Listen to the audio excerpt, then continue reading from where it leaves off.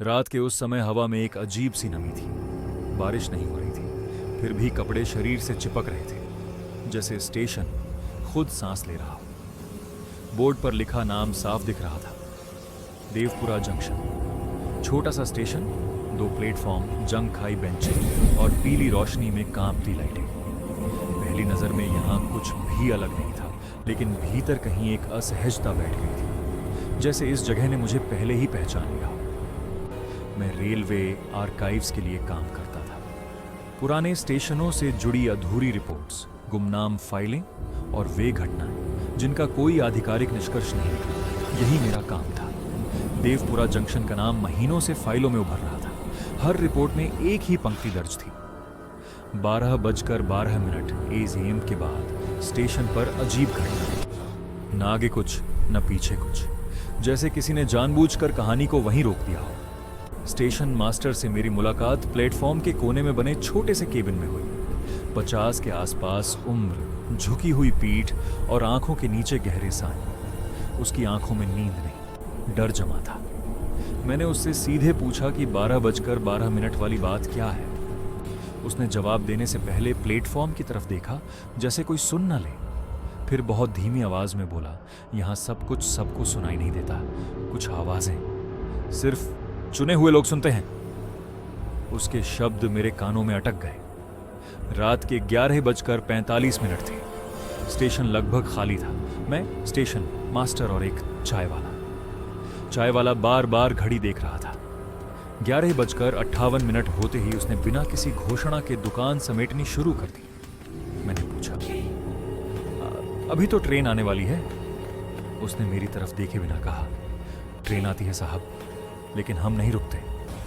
और वह चला गया। 12:10 पर हवा अचानक ठंडी हो गई, जैसे किसी ने स्टेशन की छत खोल दी हो। लाइटें एक पल के लिए झिलमिलाईं। 12:11 पर मुझे लगा किसी ने मेरे कान के पास फुसफुसाकर मेरा नाम लिया है। बहुत हल्की आवाज, इतनी हल्की कि अगर ध्यान न देता तो शायद अनसुनी कर देता। मैंने पलट कर देखा, प्लेटफॉर्म खाली था। 12:12 पर स्टेशन की घड़ी की सेकंड सुई रुक गई। मैंने अपनी कलाई घड़ी देखी, वो भी थम चुकी थी। उस पल समय जैसे सांस रोककर खड़ा हो गया। तभी मेरे दाएं कान के बिल्कुल पास एक औरत की आवाज गूंजी, मीठी, धीमी, अपनापन लिए हुए। आ जाओ पटरी के पास, मैं इंतजार कर रही हूं। शब्दों में आमंत्रण था, लेकिन उसके पीछे कुछ ऐसा छिपा था जो गलत लग रहा था। मेरे रोंगटे खड़े हो गए। मैं धीरे धीरे आगे बढ़ा। धुंध के भीतर पटरी के पास एक परछाई खड़ी थी, न पूरी तरह दिखाई देती न पूरी तरह गायब, बस मौजूद। मैं भागकर स्टेशन मास्टर के केबिन में पहुंचा।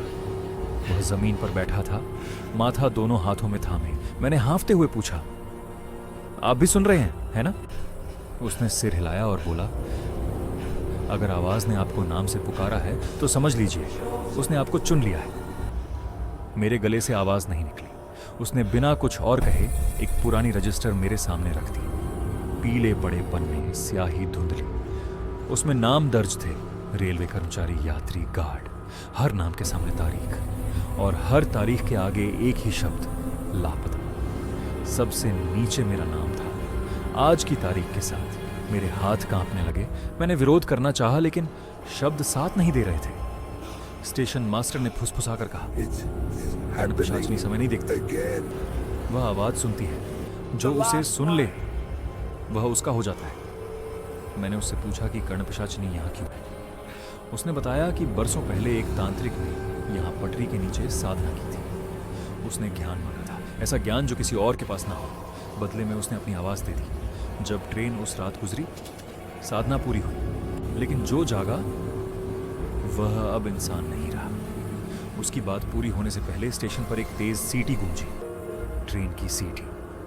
लेकिन पटरी खाली थी, सिर्फ आवाज थी जो हवा में तैर रही थी। मेरे कान के पास फिर वही फुसफुसाहट आई, अब पीछे नहीं जा सकते, तुमने मुझे सुन लिया है। आंखें बंद हुई और जब खुली तो मैं प्लेटफॉर्म पर नहीं था, मैं पटरी के बीच खड़ा था। चारों तरफ धुंध, सामने एक औरत खड़ी थी, मुस्कुराती हुई।